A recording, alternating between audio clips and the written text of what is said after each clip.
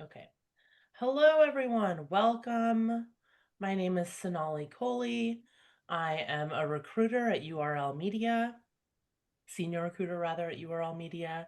And we're here today to talk about life after layoffs. What's next? How do you figure it out? What do you need to work on to get you the role or build out the life that you want for yourself next?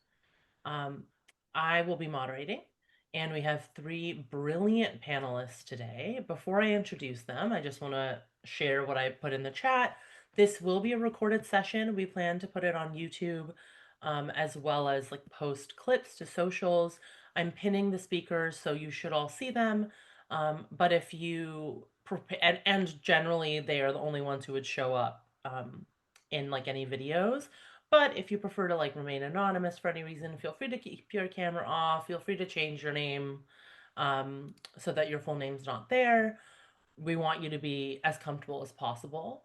That said, this is a place where people can connect, where you can meet each other.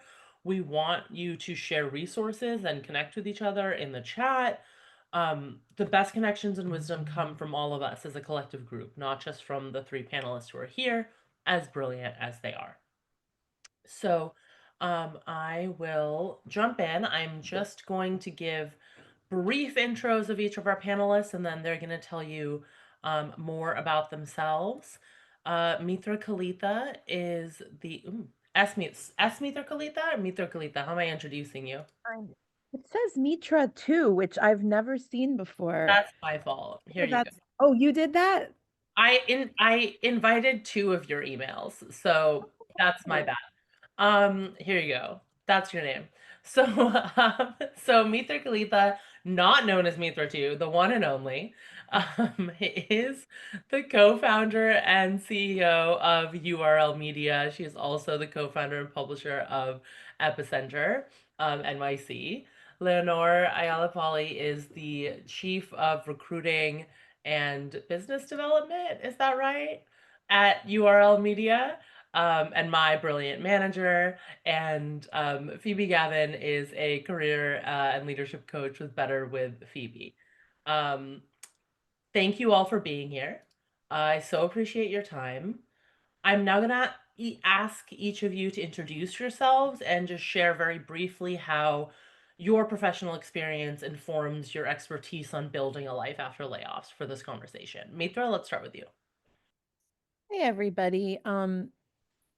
There's a part of me that's like, do I say it's lovely to see you given the circumstances? There's another part of me that's like just wanting to acknowledge kind of what brings us together, right? And that is very sobering. And I just kind of do want to not sugarcoat this, right? That we're in a time um, in journalism that feels, I've been doing this about 30 years. It's probably the least certain time I've experienced. And I feel like I've gone through so many things in those 30 years.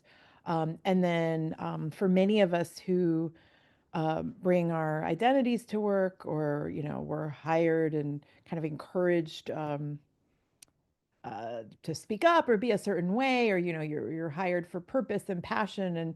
And suddenly that all feels like a very different tune that employers are singing. So I just again want to acknowledge kind of the moment that we're in before I put a positive spin on this, which I will do because I think so much of not just finding a job in journalism, but succeeding in journalism, succeeding in media, succeeding in um, media adjacent businesses, or succeeding in careers writ large is the energy that we project into the world, right? And it is really hard to project confidence and like can do when you can't pay the rent or the mortgage, or you're sort of on your hind legs. And so, to the extent that I can put any positive spin on this at the beginning of this conversation, I will say this is probably like the third or fourth such session that we've had. We've called them different things, but we have actually found incredible talent in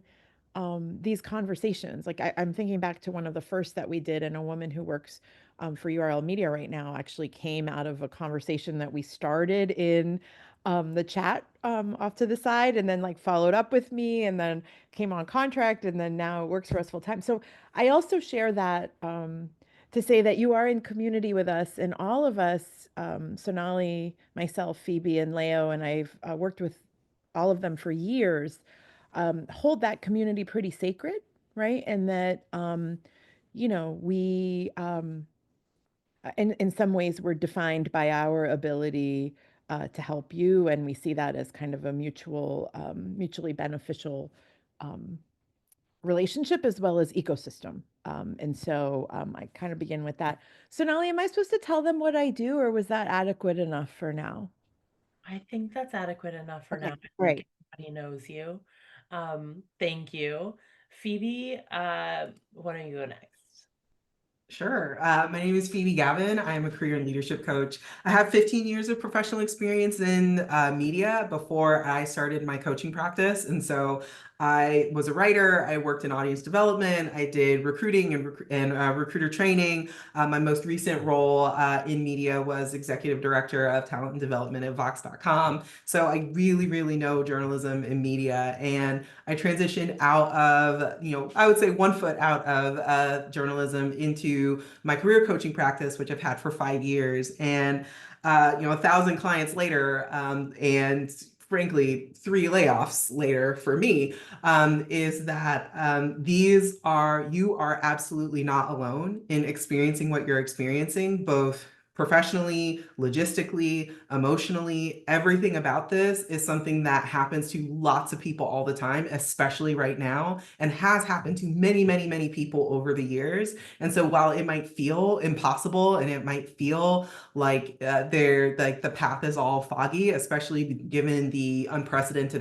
economic uncertainty and the incredibly difficult labor market we find ourselves in right now, there is a way to move through this process. We know what it is. It's not easy, but it is very simple. And we are going to talk a lot about from a tactical perspective, what are the things that you need to be doing now and over the next several weeks and months to move through this chapter of your career into the next one. And whatever it is that you want that chapter to be, you deserve that chapter and you will get there. And I'm really glad that you have decided to come here. And whether you're watching this on the replay, I'm really glad that you have decided to take some time to invest in yourself to learn about these different perspectives and the ways that you can support yourself and even support others as you move through this chapter. I believe in you. I believe in you. Thank you, Phoebe. Leonor? Building on what Phoebe just said, it's nice to see so many of you here I know under really bad circumstances. But at the same time, it is really important to find community, find people that you can lean on. And these groups and opportunities are really a chance to see that we're not alone and that together we can push through and help each other, because there are familiar names in this room, so it's nice to see you. You know who you are. I've worked with you before.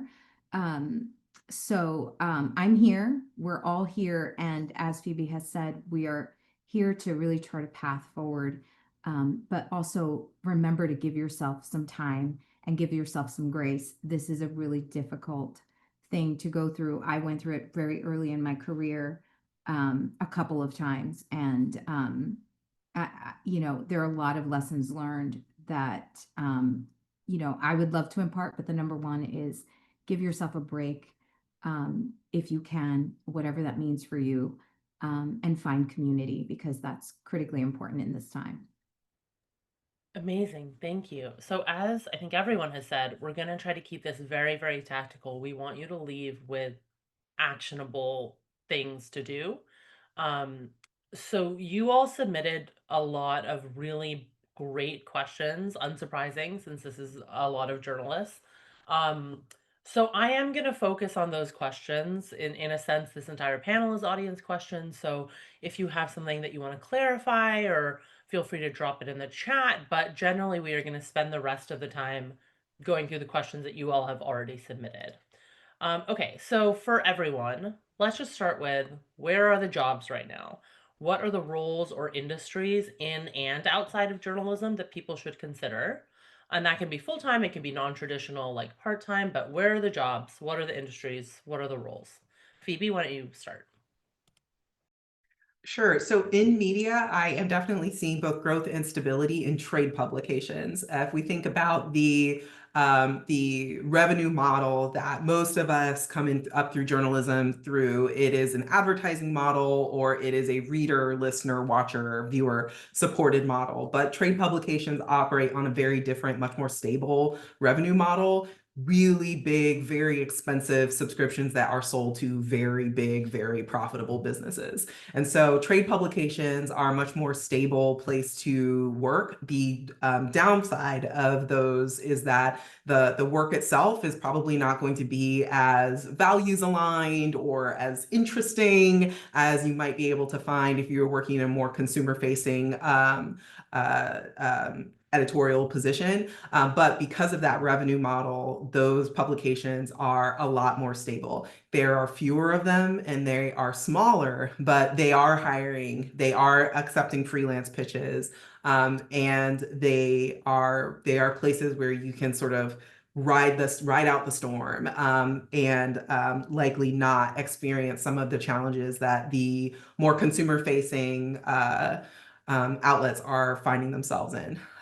For journalists who are looking to explore opportunities outside of journalism, about 50% of my career coaching clients are journalists. And of that group, about 70% of them are open to opportunities outside of journalism. And the three most well-worn paths are research, academia, and some sort of marketing. And those are all three areas where there is still hiring. Policy is the one where the jobs are the hardest to come by. There are a lot of them, but the folks who are applying for those positions are the competition for those positions is a lot higher because it is also including all of the federal workers who have been laid off are often going to these policy positions as well. That doesn't mean that there are no opportunities and that you shouldn't apply, but that is a challenge for that particular segment. We're definitely still seeing a lot of need for folks who have good experience with creating high quality story-driven media in all formats on the marketing side. And lots of journalists who, when we're having these sorts of conversations, they're like, ew, marketing. But remember that every single brand that is in your house, every single charitable organization that you've ever donated to, they need marketing and communication and PR folks too. And so if there are companies that you find to be aligned in terms of your purchasing, then consider whether those would be companies that you or organizations that you might be aligned in terms of helping them grow their message. And that might be a place where you could take your content production or project management skills, and there are opportunities in those areas. Academia is a little bit harder to break into, but also definitely much more stable. There are opportunities there as well, and they often find that folks who are coming from a journalism background where things are much, much faster, they really love that speed, that ability to work at speed, which is not something that people who come up through academia tend to be particularly good at. And then also, again, the storytelling element of being able to connect with regular everyday people and make them excited about something is also something that folks who come up through academia can sometimes feel challenged with and get excited about bringing somebody in from a consumer facing editorial position to be able to bring that skill set in. There are lots and lots and lots of other opportunities as well, but those are the ones that I find myself with my journalism clients most talking about the most. Awesome, thank you. Mitra, I see you dropped something in the chat. Can you tell us a little bit about I was like, oh, let me just sort of not lose the thought. And then I was like, let me just share the thought while it's in my brain because otherwise I'll lose it. I would say it's important to note that because of what we're seeing in labor markets, the administration, and platforms, like just to kind of name a few external forces right now, the hiring for full-time positions in journalism, most employers are very skittish on that. I mean, I think that's just important to know because even if there's an open role, we're sometimes not seeing those open roles filled, like in the time that people are doing interviews or they might be like, we're losing that position or let's just go contract. So I sort of put in the chat, I think working under contract, which might mean lesser pay, no benefits. Like there's a lot that won't be potentially exactly as your situation was in your previous role, right? That being said, I am seeing a mix of contractual gigs, fractional jobs, fractional meaning we need someone senior, but we can't afford to pay, let's say, a certain salary range. We're going to take, their wisdom and their years of experience and do a reduced salary. So I think if you're open to, it's partly like the gig economy, I think it's worth looking at some of those jobs, knowing that getting into an organization, there's two ways to look at it. I have kind of somewhere to land while I'm looking, right? Meaning I have something to talk about in interviews. I'm relevant to this moment. Facebook just changed its algorithm in the last hour and I know what it is now. Like you're kind of current, right? It also can mean that the organization that you're working for takes a chance on you and says, gosh, we didn't know this person had, these other 5 skill sets. We're going to hire them. And I've seen that many times. I know that people have different feelings on this. So I'm sort of couching what I'm saying by, do you show up and go above and beyond, or do you show up and treat, a 20-hour-a-week gig as 20 hours a week? And I would read the room and read your own situation on that. But I have definitely seen contract gigs turn into full-time when people overperform, over-deliver, and are just like proving themselves in a moment that I think a lot of employers are very skittish on hiring full-time. So that's context around contract. I put audience plus content plus revenue. So those of you who are journalists or former journalists, being excellent at content is not enough. And we're seeing that there has to be at least some sense of revenue generation. How does a company make its money? What's my role in this company making its money? Like just that connectivity of content to revenue generation, being able to both connect your role to kind of a bottom line, I think is important like never before. And then also, I put audience, but I really feel, and Leo might have thoughts on this because we've talked about it a lot. I feel like so much of the last 10 years of my career was audience growth. The framework that we're hearing from employers is much more customer acquisition. It's actually not just, can you get eyeballs on this, but can you convert those eyeballs into paying customers, subscriptions, creating something of value for your end consumer? And again, like, what is your connection to that? What role do you play in that? Feels like a narrative that you are going to need to articulate in interviews, and we can talk about the interview process and kind of, how you play that out. But that feels like really incumbent upon you to make the case. I mentioned AI and kind of context/judgment. I'll mention this because I think we are seeing a hollowing out of certain roles, thanks to efficiencies that AI is creating in newsrooms, companies at large, that comes at the expense of a lot. If you, and I know some of the names, some of you are like the best writers and best names in journalism. And so I would use some of that to your advantage because I think judgment plus AI tools is important like never before.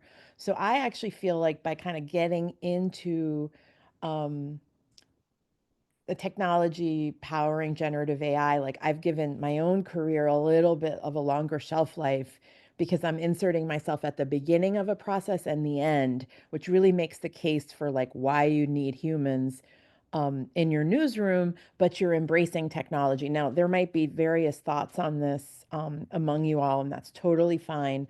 I would be very reticent in the organizations I run to hire someone into journalism that's not willing to kind of roll up their sleeves and work with technology.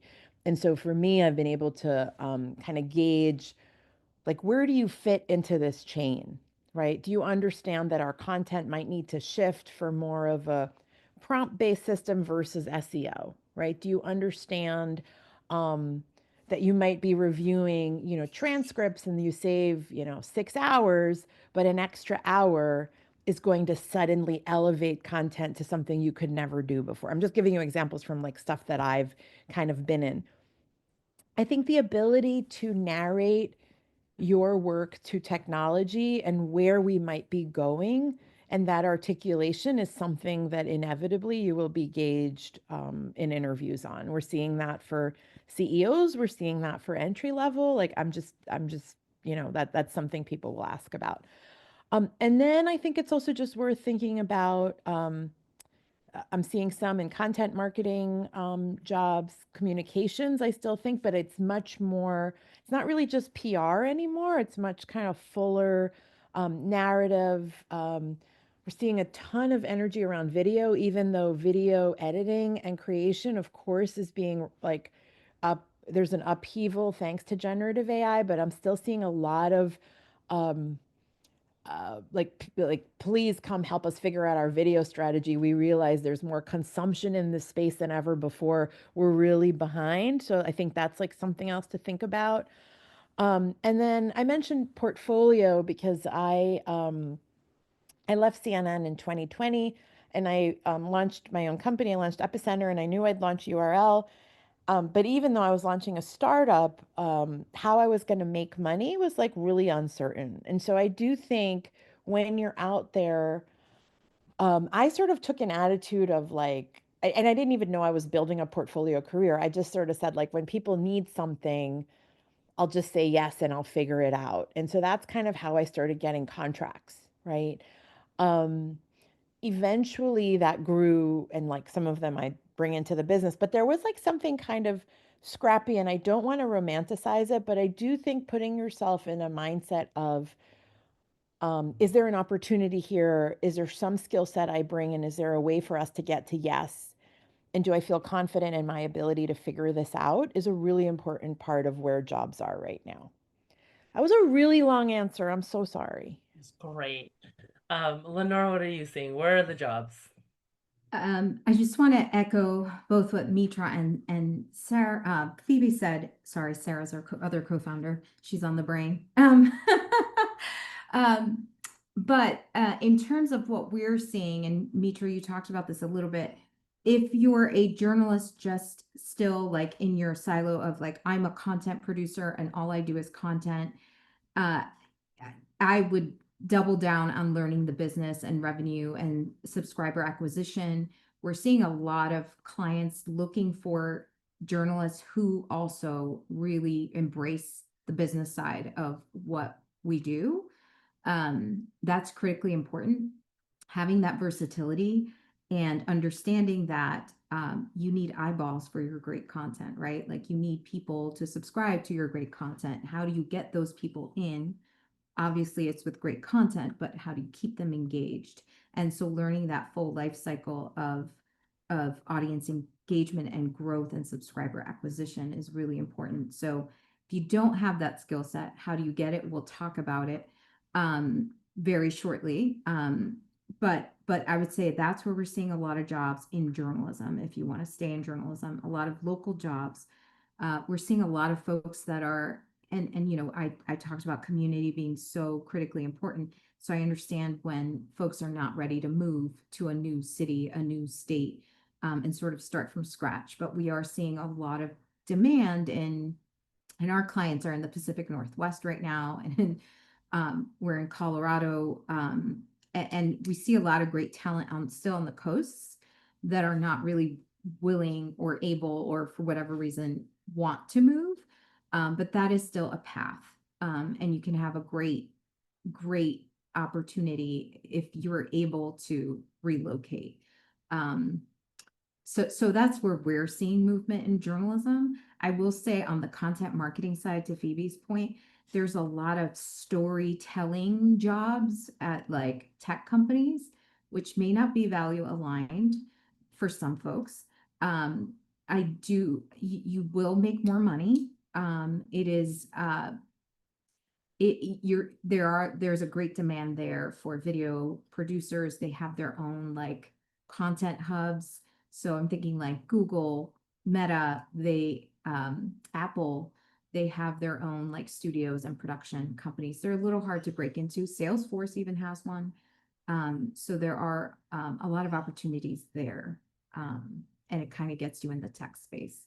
So Awesome, thank you. Okay, I want to jump into, we're going to focus the rest of our time um on kind of applications and interviewing and really getting you your next role, figuring out how to keep you afloat. So, in the application, from the application standpoint, Phoebe, as a career coach, what is the pattern that you're seeing? What is like a big pain point for folks who are looking for jobs right now in their applications, and what are the solutions? So one thing that I'm definitely seeing people sort of over-index on is like customizing their resume. We have this idea, and this has been in the ether forever, and it just sort of changes shape, that every single word in the resume has to be perfect or you're not going to get a call back. And so before it was that, the person wasn't going to call me, and but then it was, the applicant tracking system isn't going to call me, and now it's that like AI isn't going to call me. And I really, really, really encourage my clients to have like one really good resume that it's at like 90% perfect. And then really all the customization should be maybe spending a half an hour to make sure that like your summary or is, really tailored to the role, to scan through your bullets and make sure that the most relevant ones are at the top. And like, that's it. If you are spending hours and hours and hours working on your resume, either your resume isn't that good in the first place and you just kind of need a tear down and to do it again from scratch, or you are stuck in perfectionism mode and in anxiety mode that is having you really spend a ton of energy that has very, very diminishing returns. I do when I do resume reviews and resume reworking for clients, they are often very resistant to the idea that like I need to do more, I need to do more, I need to do more on my resume. You really don't. The thing that gets you the callback is your cover letter and your networking. The cover letter is the place where you bring texture and color to your application. Another area where people can spend a lot of time and effort, but sometimes in the wrong way, is on their cover letter, that they will really spend a lot of time rehashing the most relevant parts of their resume. But actually what you want to do is to connect your resume to the outcomes that the company is trying to drive with that position. I did this at this company, and this is how it helps me do a really great job at your company. What you did is already in the resume. We don't need more than a sentence about that to load up the rest of the story and what you're trying to convey. The rest of the paragraph needs to be about how you will execute in the job because of that experience. And that is a very different way of writing a cover letter than most of us learn to do, because most of us actually don't learn how to do them. It's not like a skill that people are usually taught. But that is an area where you can really improve the quality and how compelling your cover letters actually are. And then, of course, the networking is huge, really, really important right now with recruiters and hiring managers getting more bigger applicant pools faster than they ever have in like years and years and years and years. They are relying more and more on sort of mental shortcuts like their networks to prioritize these applications and to figure out who they're going to call back. And so if you are able to get that in through the side door, you are going to be more successful than waiting in the big line at the front door. It's not a shoe-in. If you get a referral, it doesn't instantly mean that you get a job, but it does significantly increase your chances. And so doing things like being in rooms like this, involving yourself in professional associations, online and offline, going to networking meetups, having networking conversations with the folks who are in your, who you already have met at conferences, previous coworkers. Those are things that can really help you move your job search forward and make your application stand out, because when you can make those connections, it can really make a big difference. Thank you. That's so helpful. Mitra, you're someone who gets a lot of "can I pick your brain" emails. You're a mentor to many. All three of you are. But to Phoebe's point, how do you grow your network or leverage the one you have to find a job in a crowded market without it feeling transactional? I think in some cases it's okay to be transactional. You just have to kind of see it as, am I giving as much as I'm getting? Right. And so I think a lot of desire for mentorship, like like people will often say, "Oh, like she's my mentor." And I'm like, "I am? Like I don't really think I've done anything for you. I also don't think I've gotten anything out of you." So like one I think is also just to like be aware of the relationship. What am I giving? What am I getting? You know, and is there an equilibrium? Most people when they're looking for mentees or mentors, you know, it's a two-way relationship.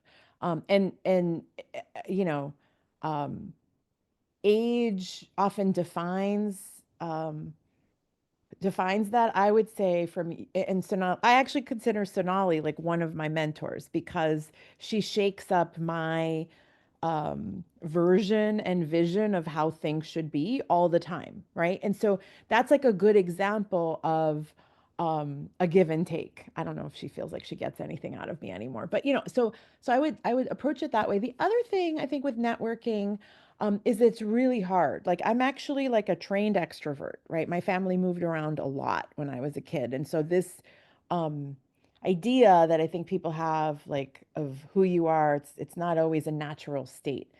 My husband's also a total introvert. He's not even trained extrovert. He's a total introvert.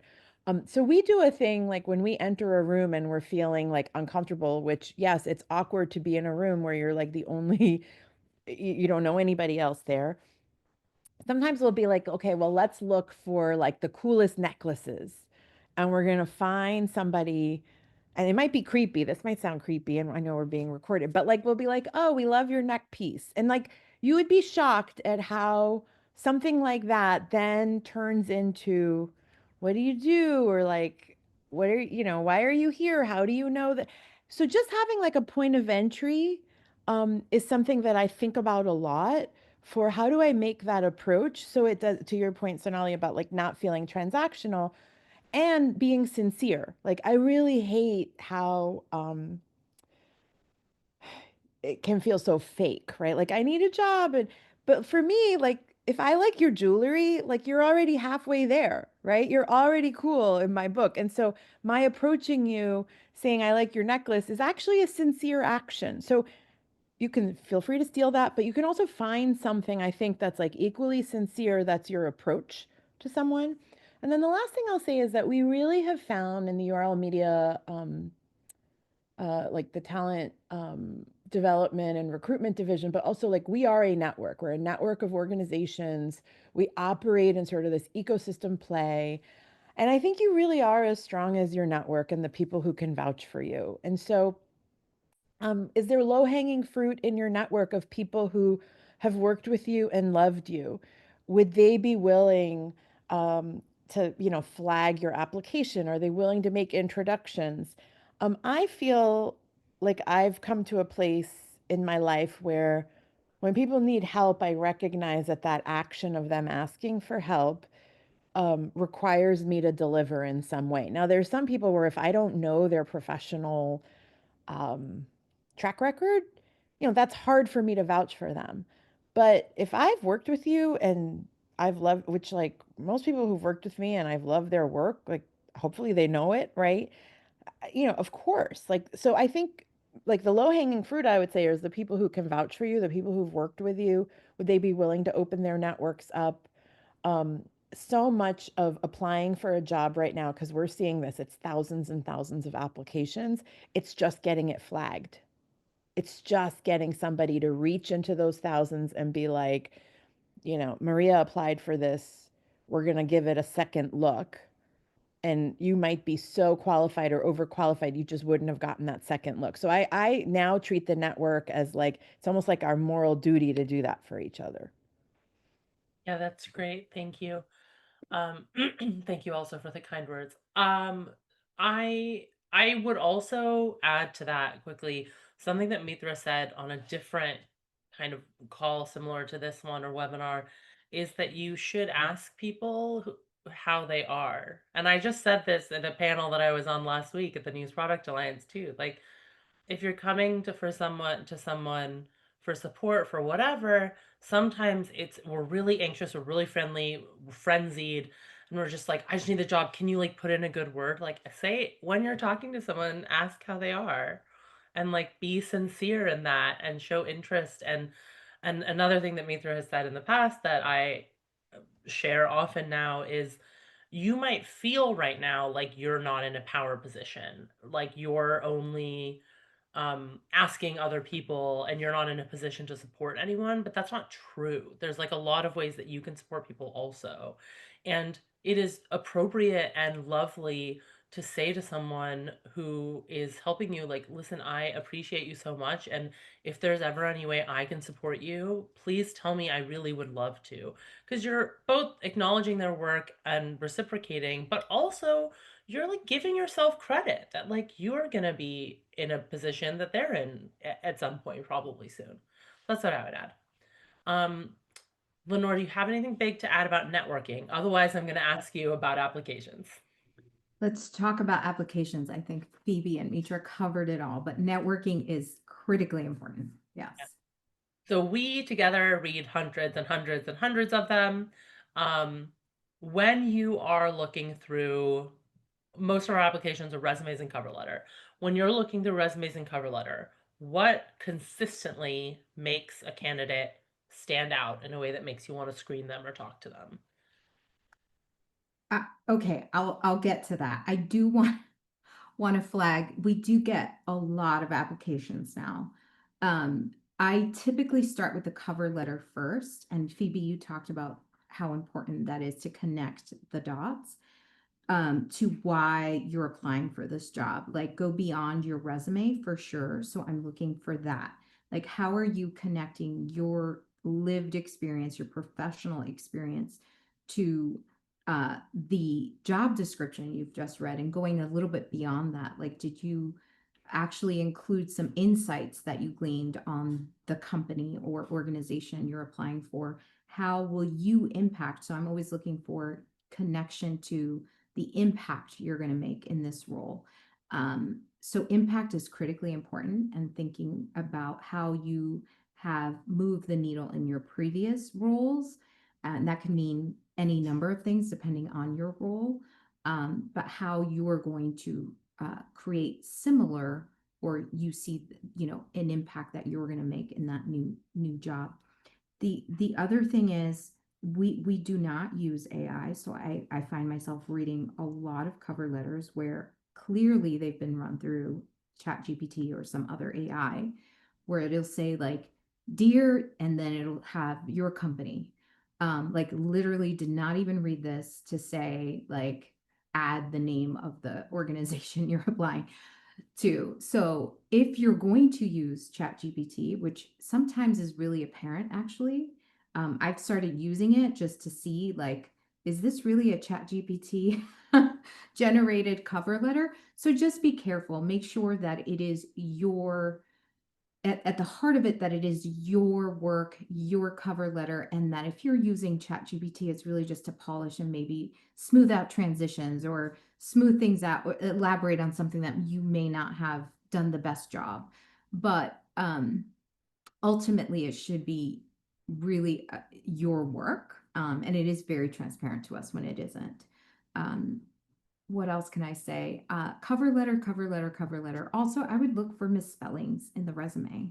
I mean, I'm sorry, in the in the resume. I've seen a lot of misspellings and tense issues where it's like, okay, are you in this job? Are you not in this job? So just being very methodical when you go through your before submitting is really important. And if you have a connection, naming that connection somewhere in the application, I would absolutely do that. Oftentimes we do hear later that so and so referred me, but if you're not saying that, it's somewhere in your materials. It's really important for us to know that going in so that we can flag. So yeah, those are the biggest things. This is so funny because I usually look at resumes first, actually. I always read the cover letter, but I'm actually first looking at the resume, doing a quick skim to see, okay, are there like general qualifications for this job? Does this person know how to tell me their impact? So that just goes to show like people Yeah. look at things differently, focus on both, but everything everyone's saying about the cover letter is totally true. I don't do that. I just want to clarify. Here's why, because sometimes you'll read a resume and I'm like, why did they even apply to this job? Like, I don't understand your professional journey at all. So then I'm like, okay, are they connecting back to this? And if there's no connection there, then I move on. So that's how I discard, candidates. Yeah, no, I think that's great. Um, that actually is a really good segue into a different question, which is how do you highlight an expansive career where you have done a bunch of different things or you have broad skills, or even in this case, right, you're like transferring from journalism to something else? How do you make that resume and cover letter? I think the answer that you all have given is like connect each of your skills in the cover letter to the job and what they're asking for. Beyond that, any additional advice for the application for those kinds of applications? We can start with Mitra. I would say like cater it. I think I'm going to steal something Phoebe said, like cater it to the job you're applying for. So you're trying to really cater the narrative. So for me, I've had to go back and like I still keep my resume updated, even though I'm CEO of a company. Don't worry, I'm not going anywhere. But it's just like people need it or you reference it and a lot of stuff you'll forget. So like if you grew, for example, web traffic in 3 jobs previous, threefold, that might not have mattered, but now it matters, right? Or so like there's sometimes you're like going back and remembering something you had done relates absolutely to the job you're applying for. So I think you kind of want to opportunistically tweak job descriptions for me. And I would take some of what we've talked about here in terms of equal parts content, revenue generation, audience growth slash customer acquisition. Are you showing that you've partnered with different parts of the newsroom? Is there product thinking, design thinking? Were you working laterally? A question that comes up a lot, what's the size of the largest team you've supervised? Um, I would put that in there because that feels significant, even if as our industry has shrunk, the size of your teams might have shrunk. Like I think, but that impresses people. And then I would just say I'm always interested in how did you execute? How do you operate? Because, there's a lot of interviewing is kind of strategery and visionary thinking. I like to get a sense like, how did you handle uncertainty? How did you handle ambiguity? How did you figure things out? And so anything that kind of projects that in your resume, and I do look for kind of quantification of that. Okay, amazing.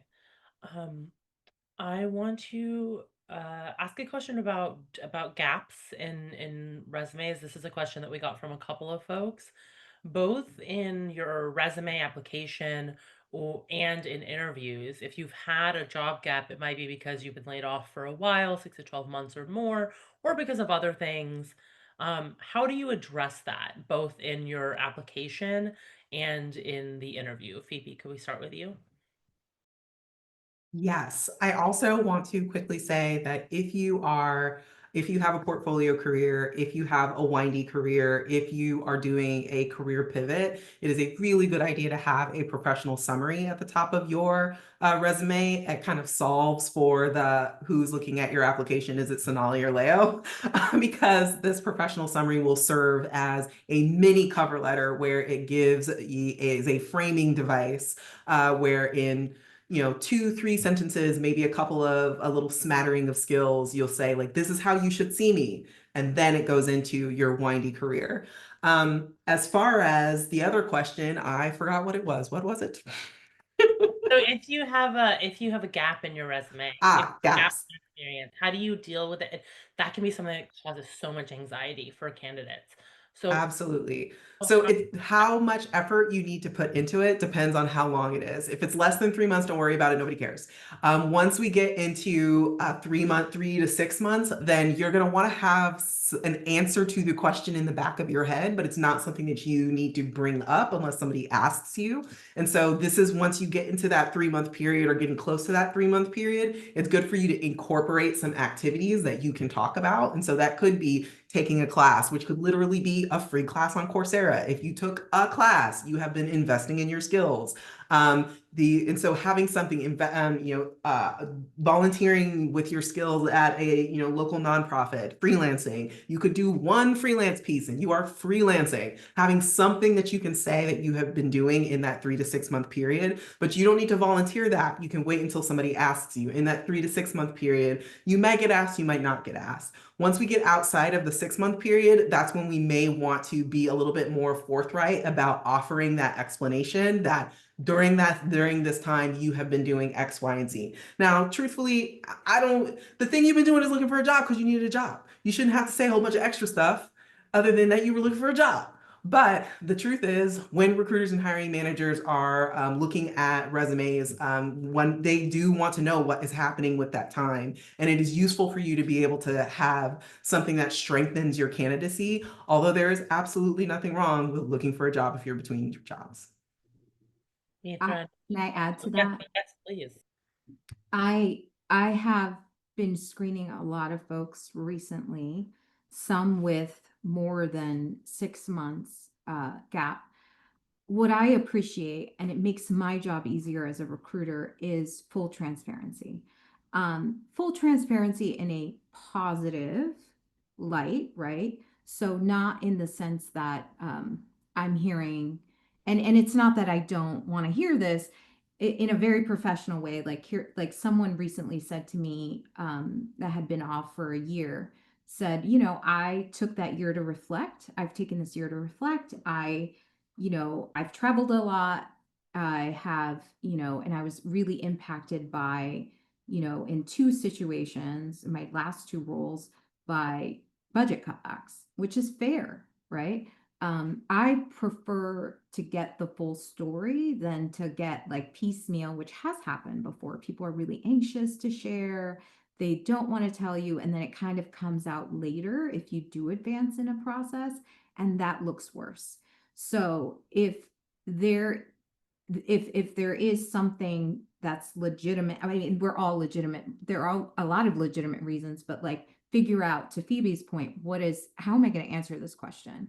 And try to answer it as soon as possible if you do get the interview. Does that make sense? Yeah, and Well, could you clarify what time frame? Because I would love to update my guidance if it is wrong, but like under 3 months, so this was what do you think? someone who had a year gap on their resume. But we have had candidates that make it through like the beginning of a hiring process, and then sort of it trickles out that they're not in the location they told us they were in. They said they were in Utah, but now are full-time residents somewhere else. And so that kind of stuff you want to share. And I want to say, this person was still employed. So I'm saying like transparency Yeah, I generally is think a it's good the cage. idea. Like people Yeah. are really wary of any caginess right now. Probably because of the remote work thing, right? So like Yeah. that, I think what Leo's getting at, I've sensed this too. Like there's people who take time for soul searching, which if you have Yeah. the luxury of that, or you have the unemployment, or you got like a package that lets you do that, like I think it's okay to Yeah. literally say, I took time to figure out what I really want. I just did an interview last week with someone who said, this is my first interview after my layoff. I really wanted to be purposeful about the type of place I work next. Yes. I hear I that a love lot. that. I love that language. Maybe it tells everyone that. I don't know, but it felt real to me. And I was like, yeah, I'm a purposeful boss, So like, I think that's like, just be careful with that language. And I think, Yeah. and honest. I was gonna. Yeah. I don't think there's like a time frame necessarily, Phoebe, to answer your question. Like I just think I think as soon as you enter like the formal interview process, you should probably share any details that are relevant, like where you're living, like be honest about that, right? Because location matters to some roles. Be honest about the circumstances of why you were let go, because you know what, if you do make it through the reference check, like it may come up there. One of your references may just kind of blow the whole thing out of the water, right? Like if you've like said something that's not quite accurate. I just think transparency in a very productive professional way is helpful. So I'm gonna transition that into the next question, which is about interviewing. I don't ask this question. It frustrates me to no end, but it is the first question you will be asked at any interview you have, which is tell me about yourself. Um, and we're not actually like people are not asking you, the interviewer is not asking you to like actually tell them about yourself. What they're asking is like, who are you professionally? Do you fit in here? What have you done that will serve our company well? So when you are when you are preparing for an interview, how do you craft your 2-minute career narrative to answer that question? Lenore, why don't we start with you because you were kind of going in the path of preparing for interviews. So what is your advice? Sonali, can you repeat the question? Because I was reading something in the chat. I'm so sorry. So um, when you are preparing for interviews, Mhm. the first question is tell me about yourself. How do you Oh. answer that question? How do you prepare for it? I really dislike that question because it's so broad. But you do get asked that, right? So the way I like to receive that information is more like, yes, tell me about yourself, but tell me why this role appeals to you. So really framing it around the opportunity at hand and that you've applied for and what resonates with you, what speaks to you about this job. Um, Thinking more deeply about that. And I think you can turn that question from tell me about yourself to, you know, roll in like here's a little bit about me and and think about like what kind of workplace really brings out your best work. Maybe reframing that question to kind of answer that question plus what brings you to this opportunity? Why are you excited about it? Why do you want to work here? Um, you know, what in your past lives has brought you to this point? Like that's more interesting, I think. That's great. Thank you. Phoebe, when you're working with clients to prep them for interviews, what are we working on? How are we preparing? So for that question, I always encourage my clients to identify a theme that they can use as a through line through their career that leads to the position. And so the one through line that I always use, so if you ever interview me for a position, this is how I'm going to answer the question is I am incredibly passionate about helping people solve problems. And every single position I've ever had in my career has in some point, in some way centered helping people solve problems. When I was writing stories, I was writing about doing service oriented work to help people solve problems in their lives. When I moved into audience development, I was helping reporters and editors do coverage planning in a way that would solve the problem of how do we make sure that people see this work. And as I moved into training and recruiting, I was helping people move forward in their career. And now as a career coach, I continue to help people solve problems in their career. And talking to you about whatever opportunity I would be talking to you about would have something to do with helping people solve problems. And so that was like 20 seconds. But it really reinforces this idea like Phoebe is a person who likes helping people solve problems. And the thing that you take away from that question, the thing that you take away from that answer is an actual useful piece of information about me. But usually when I've been in the hiring manager position or when I'm in the mock interview position, when people ask that question, I kind of just get a version of their resume that doesn't tell me anything new or useful or isn't memorable in any way. So identify one trait or characteristic or value that you really want them to remember about you and try to find ways to tie it into the different jobs that you've had in the past and the job that you were talking with them about. And then that's your formula. I care about this thing. This is how it's shown up in the major jobs in my career, not all of them, the major ones. And this is how it connects to the job that you and I are talking about right now. So obviously it makes sense for us to be having this conversation. I love that. Thank you. Mitra, when you're interviewing people, and you've talked about this a little bit today, but when you're interviewing people beyond that first question, what makes a good interview? What is it short answers? Is it tactical examples? Like what makes a good interview? Yeah, it's a good question. I feel, people have different personality styles, I've noticed. So I do think the best interviews, like it's the job of the interviewer to make you comfortable. That's usually lost on the interviewer, but that is how I try to approach it from like a personality style um, approach. And I think it's worth thinking about this, especially for senior jobs. If you're in a position of management, your job is to adapt to different personality styles.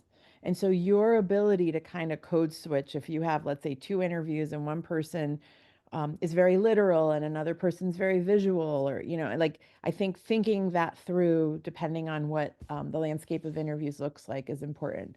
How do I know it went well when I interview a candidate?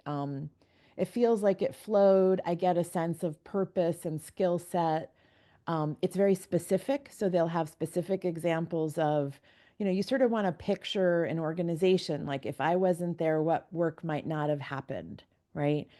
Um, I often use this sort of like the 3 things I'm looking for are vision, execution, and management. So I'm also trying to get a sense of, like, do you have an idea of where you're trying to go? Like, do I get a sense of what you're about and what you'll bring to the organization? Is there alignment in your vision and mine? Execution, like, how do you work? Are you just like a big picture thinker, or do I get a sense from you that you can um, execute, and here's how? So if I can, like, walk away from the interview with like 1 or 2 concrete examples of how you executed, implemented, and kind of the got shit done question.